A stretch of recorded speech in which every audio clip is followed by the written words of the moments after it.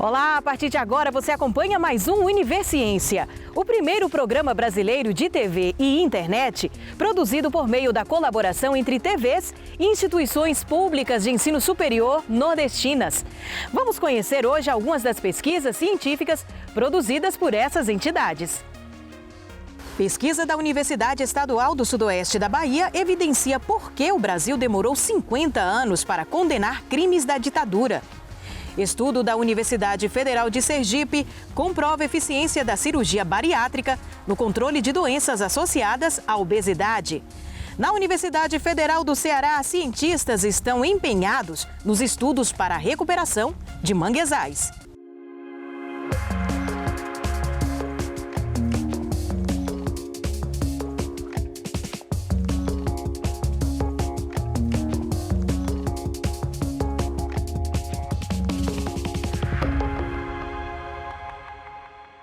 Na história recente do nosso país está a marca da ditadura militar.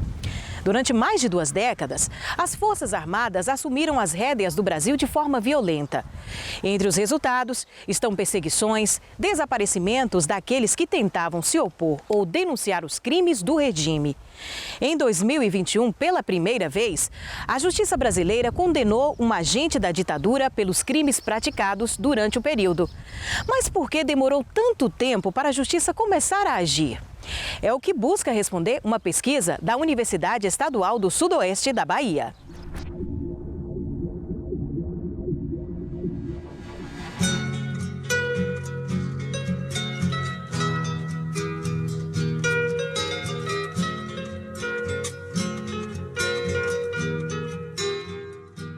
Eu fui militante do movimento estudantil do Levante Popular da Juventude.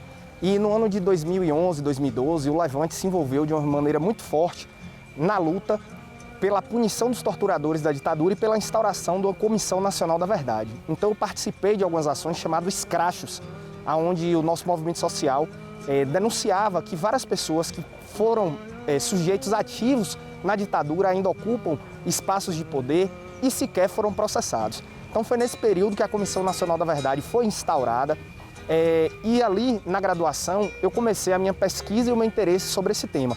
O resultado final, o relatório da Comissão Nacional da Verdade, ele foi entrelaçado a todo instante por disputas políticas. Então nós temos no Brasil ainda as Forças Armadas que não reconheceram que houve golpe no Brasil, não reconhecem que houve tortura. Nós vimos agora, recente, os exemplos da discussão em torno do Enem. Já temos visto, inclusive, uma tentativa de revisionismo histórico, como se não tivéssemos tido uma ditadura, mas sim uma revolução.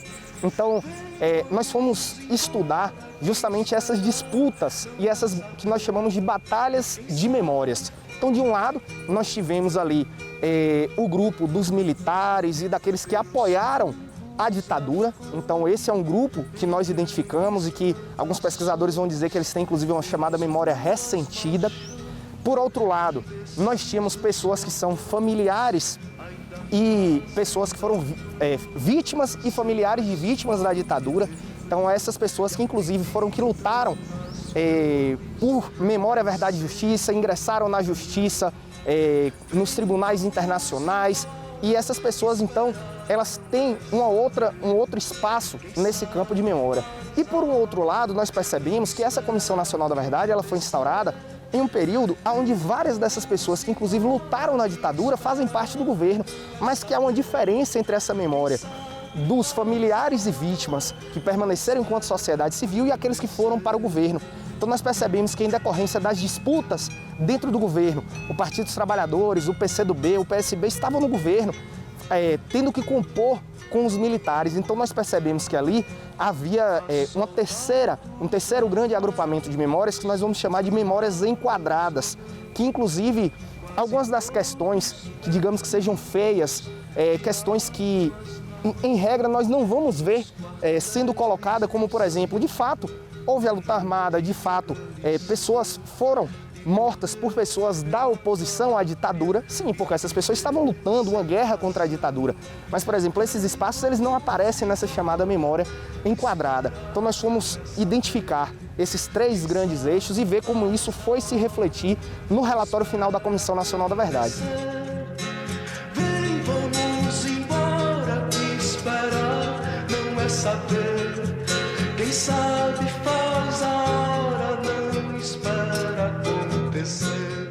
nós optamos por estudar a Comissão Nacional da Verdade, tendo como base fundamental o relatório final, que é um documento muito extenso, mas para além disso nós fomos pesquisar documentos extraoficiais, nós fomos analisar, por exemplo, as movimentações da sociedade civil nos chamados comitês de memória, verdade e justiça, nos movimentos sociais, vimos também as movimentações dos militares, essencialmente através do Clube Militar, que é uma organização que não é uma organização de classe, mas que representa principalmente esses generais e militares da reserva. Então, entendo que a importância da nossa pesquisa, que foi orientada pelo professor Dr. José Dias, é uma pesquisa que vem trazer principalmente para as novas gerações conhecer de fato o que aconteceu e entender que mesmo essa questão da história e da memória, ela não se dá dissociada da política. São enfrentamentos, são conflitos que nós temos. E se a história é escrita de uma forma, é porque algum setor da sociedade teve mais força para que essa história fosse escrita dessa forma. Então, é um esforço também de nos somarmos na luta por memória, verdade e justiça. O Brasil foi o país que mais demorou de instaurar a sua Comissão Nacional da Verdade e que não puniu os torturadores da ditadura até hoje. E aqui nós temos um monumento muito importante, que esse símbolo vazado, sem o corpo da pessoa, é justamente das pessoas que foram mortas e os seus corpos foram desaparecidos e muitos desses sequer apareceram até hoje. Então aqui a gente convida vocês para vir na Praça Tancredo Neves, no centro de Vitória da Conquista, e conhecer o nome dos baianos e baianas que tombaram na luta contra a ditadura.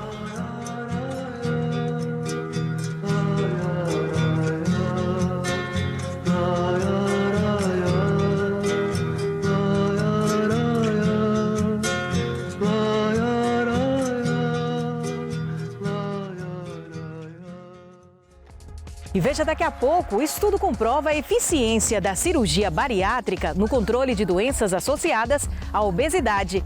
Univerciência volta já já.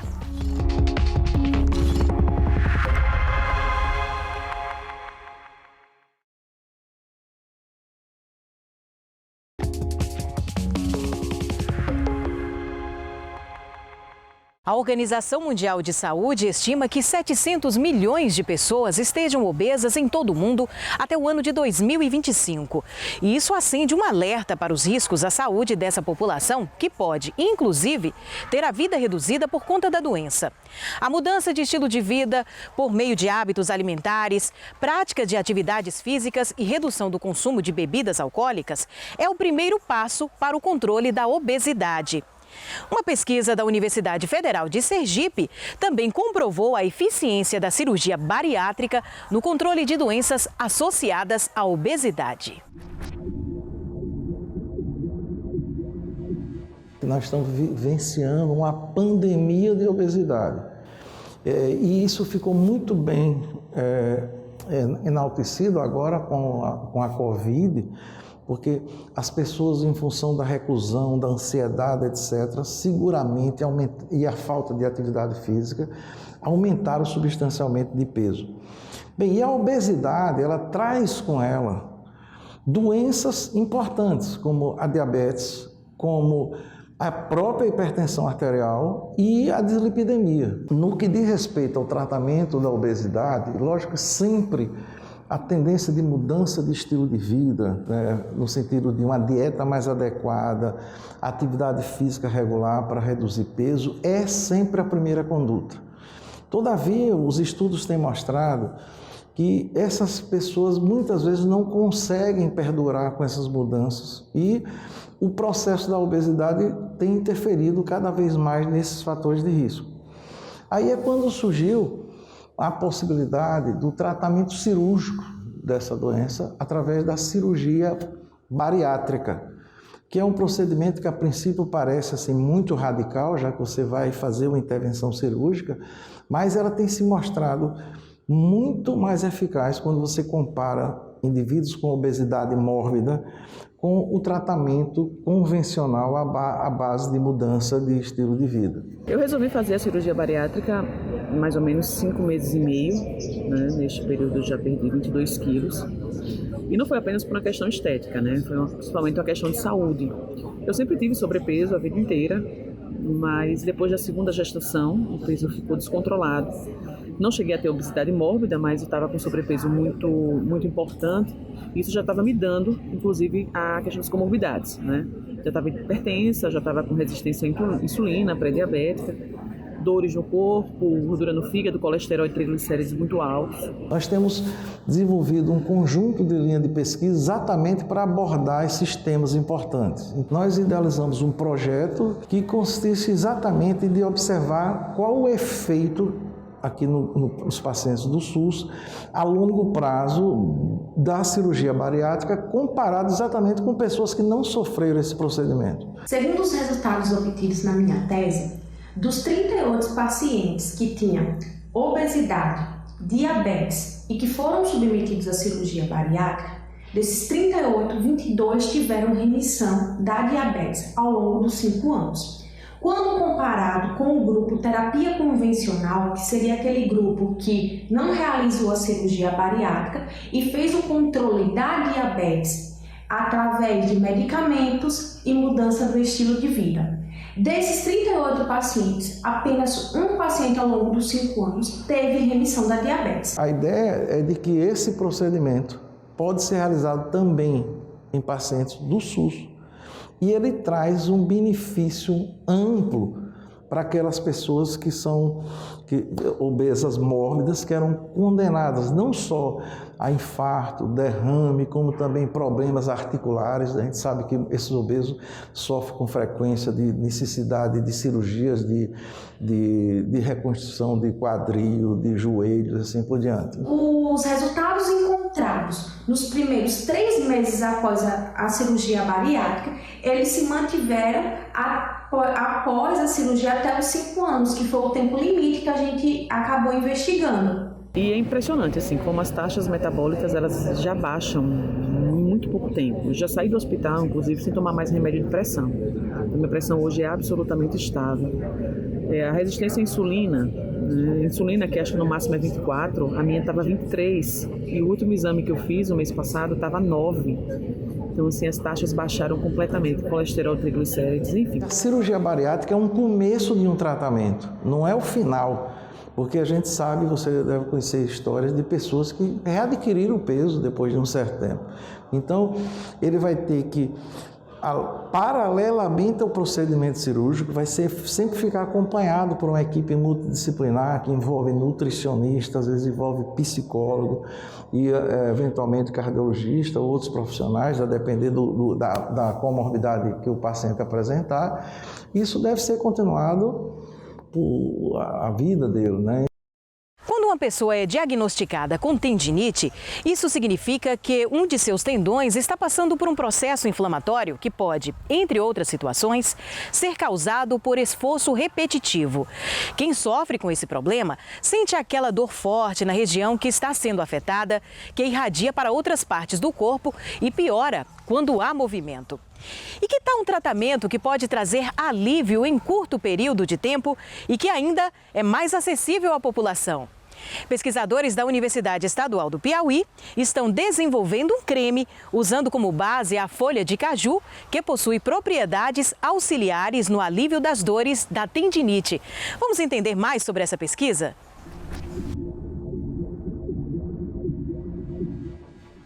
Nosso projeto começou no segundo semestre de 2020 e ele teve como objetivo desenvolver um creme que tivesse eficácia no tratamento, né, de tendinite, que é uma lesão do tendão, e que fosse de fácil acesso à comunidade. Então, Bem, a tendinite ela vai ser uma inflamação nos tendões, que é uma estrutura que liga músculos e ossos. E ela acomete de forma por esforços repetitivos, é uma causa bem comum dentro da população. O creme trará soluções mais eficazes e com um curto período de tempo. É o que a gente busca, né? Além de ser um tratamento acessível, que a gente pretende ser de baixo custo, por conta das aquisições da folha ser de fácil acesso. Os projetos aqui do Núcleo de Pesquisa, eles são sempre, né, nessa linha do tratamento eficaz e de baixo custo, muito acessível à comunidade. E a folha de caju, porque já na literatura consta que a folha possui substâncias que promovem a desinflamação, né, desse quadro de tendinite, é antioxidante. Então, ele tem propriedades muito boas para que se chegue a um creme, né? No caso, a gente encontrou foi um creme que que traga esse resultado, um resultado de tratamento rápido e de baixo custo. O que a gente fez? A gente pegou as folhas, tá, de um cajueiro específico, então foi da mesma árvore, colocamos para secar e a secagem ela tem que chegar até o ponto da folha estar craqueladinha. Ela foi pulverizada, né, foi colocada num liquidificador industrial e foi pulverizado. Depois que pulveriza, é colocado dentro desse pozinho álcool, tá? Álcool 70, porque aí é uma substância hidroetílica, e para poder depois ser filtrado. O filtrado é que passa por um equipamento que a gente teve colaboração com a Universidade Federal do Piauí, para passar por um aparelho chamado rotaevaporador, para sair dali só o extratozinho bruto mesmo da folha do caju, para que fosse adicionado a um veículo. Veículo pode ser um gel, pode ser um creme, e a gente testou vários veículos e o creme foi o que foi melhor, né, para a utilização desse tratamento. Então, é um creme dermatológico à base da folha de caju para tratamento de tendinite. Veja daqui a pouco, cientistas da Universidade Federal do Ceará estão empenhados nos estudos para a recuperação de manguezais. Depois do intervalo, a gente volta já já.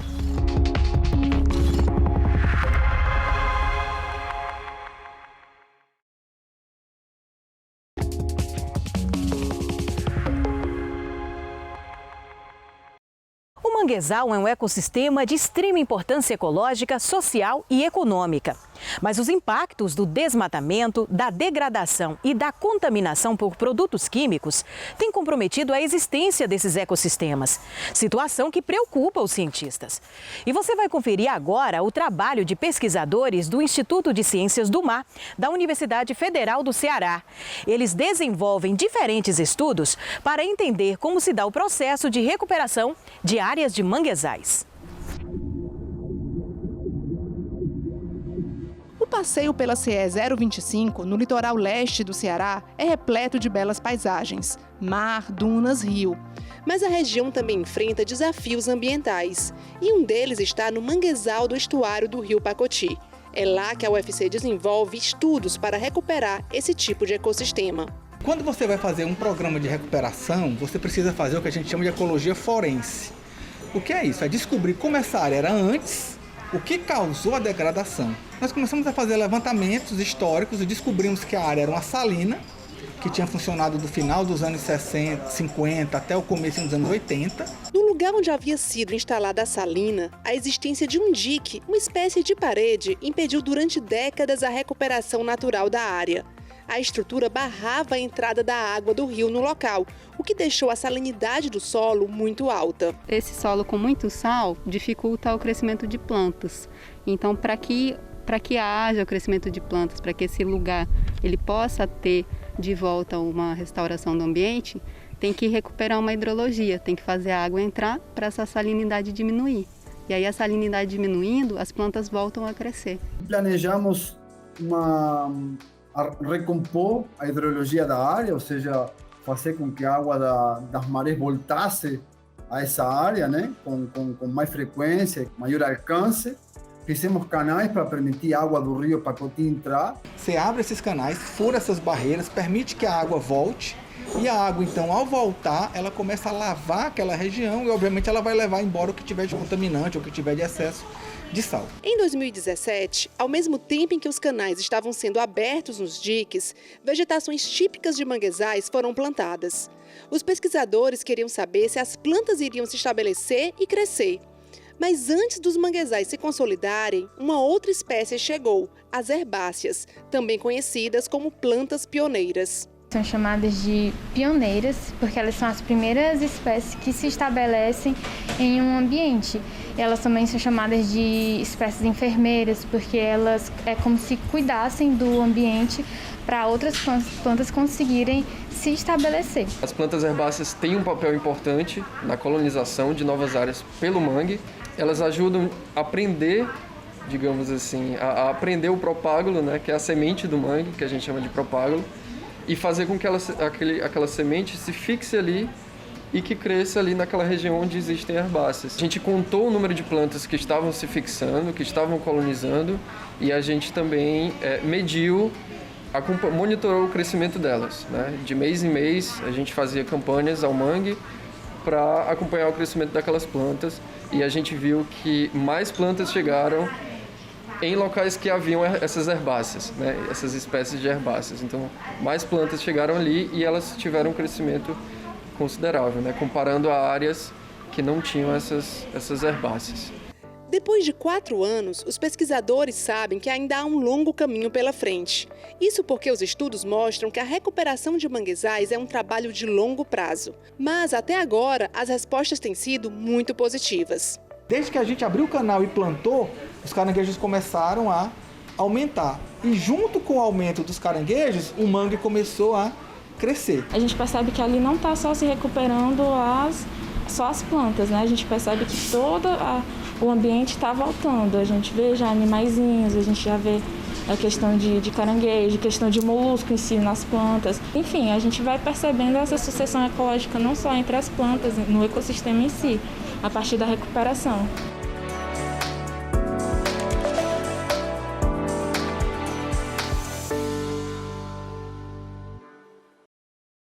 E por hoje é só, mas no nosso próximo Univerciência, a gente vai continuar conhecendo as pesquisas científicas produzidas pelas instituições públicas de ensino superior do Nordeste. Tchau, tchau e até lá!